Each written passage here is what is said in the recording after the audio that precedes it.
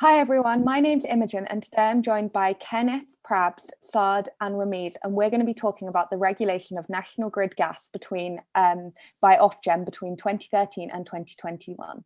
National Grid is an energy company operating in the UK and some parts of the US, primarily focused on delivering gas and electricity across the UK. In the gas sector, their role was established under the Gas Act of 1986, and their 7,660 kilometres of pipelines carry high pressure gas from import terminals and storage facilities across the country to regional distribution networks and directly connected customers, such as large industrial facilities. Within gas transmission, National Grid act as both the transmission owner and the systems operator, both building and maintaining the pipelines, but also balancing supply and demand in order to ensure that gas is always where it is needed at the right time. Due to the intertwined nature of these roles, National Grid gas operate under a single price control. However, they have different outputs and incentives for each of these roles, and we're going to be focusing on their role as a gas transmission owner today. Ofgem is the key regulator for National Grid. They are responsible for the regulatory framework, which is called RIIO. The framework includes price controls that have been set up for gas and electricity services. Ofgem take a large interest in ensuring consumers are looked after. The consumer interests are protected through regulation, and Ofgem also run government schemes that aim to support vulnerable consumers and also advance decarbonisation to lessen the impact on the environment. Ofgem also aim to encourage competition and innovation, which will lead to lower prices. Ofgem provide incentives to National Grid if they meet their targets of delivering a low carbon economy and sustainable energy sector at a low cost. In addition to Ofgem, we have the National Grid metering. This authority will monitor and regulate daily meter reading activities. The National Grid is a natural monopoly, as they are one of the only firms to exist that provide electricity and gas to consumers nationwide. Due to this reason, they have an advantage that most, if not all, will purchase their services. This is where regulation becomes necessary in order to ensure consumers are charged a fair and feasible price and are also provided with a quality service due to asymmetric information. Furthermore, the sector must be regulated to ensure it is properly financed long-term resilience to protect the interests of consumers. The profit maximizing point for National Grid without the presence of regulators is where marginal cost is equal to marginal revenue. The regulating authority will ask the National Grid to function at the allocated efficient point, which will be where the price is equal to marginal cost. This is to maximize welfare. By doing this, National Grid makes a loss at the competitive output level. There are also externalities to consider, such as the risk of the gas line exploding, environmental impact, and etc. Due to this, the social costs of such provision will exceed the private costs and necessitate the regulator to step in. So prior to 2013, Ofgem used the RPIX as its regulatory model. There are various problems with the RPIX model, such as having too much emphasis on cost savings and a lack of emphasis in the quality of output. Since then, they have introduced RIIO, which is seen as an evolution of the RPIX model. It retains the price controls aspect, but is very output-focused in its approach. It also introduces elements of incentives and innovation into the model so as to provide a comprehensive framework for National Grid's regulation. Looking ahead, the RIIO model is essentially broken down into the following equation, where revenue is equal to incentives plus innovation plus output, with the constraint covering an 8-year period starting from the 1st of April 2013 to the 31st of March 2021. The revenue control retains the foundation of RPIX heavily with a fixed allowance for base revenue. The inclusion of incentives and innovation add in key motivators to push firms to create consumer value above what is the bare minimum, and often address other key objectives the regulator has. Lastly, output serves as the bedrock of the RIIO approach, with a variety of factors considered in order to maximize consumer value and ensure efficient operations. Now we will look at the timeline of the regulatory process, for which I'll pass over to Kenneth. Thank you, Ramiz. So the price control process for NGGT starts with an initial business plan submission, which was received at the end of July 2011, which was then followed by the consultations published in October 2011. The final business plan submission was then submitted on the 22nd of March 2012.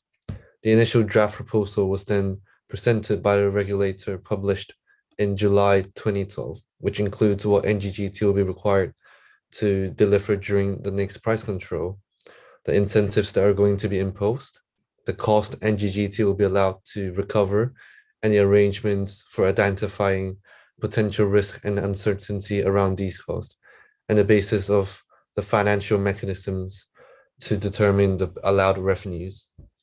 46 responses, including from stakeholders from National Grid, give feedback on the proposal, as the framework emphasizes on stakeholder engagement. The final proposal was then published on 17th of December 2012, and the mid-period review took place in May 2016 and was published in February 2017. The regulator sets out the level of allowed revenues for NGGT each year, as shown on the table. For example, the allowed revenue for 2020 to 21 in nominal terms is £1,057 million. There's a list of outputs NGGT will be required to deliver during RIIO-T1. Some of the incentives are linked to a percentage of base revenue, and some are linked to the underperformance or overperformance of their output, which can be translated to a penalty. The performance against its output is reviewed on an annual basis. I'll now pass on to Saad for the next slide. Thank you, Kenneth. Since RIIO is based on an output-led framework, it becomes a necessity for transmission owners to understand what they are expected to deliver and held accountable for by Ofgem. The parameters for this can effectively be summarized into the 6 categories shown as follows. Moving on to the next slide, we start off with the safety category, wherein National Grid must comply with the regulations set by the Health and Safety Executive, for which there are no financial incentives delivered in Term 1. However, there is a potential for financial incentives in RIIO Term 2 for delivering secondary objectives.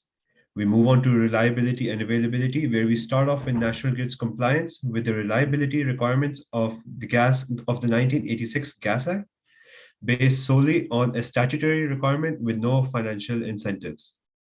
Secondly, and more importantly, we have constraint management, which gives an incentive for an annual collar on cost of 60 million to protect National Grid gas transmission from low probability, high impact cost events.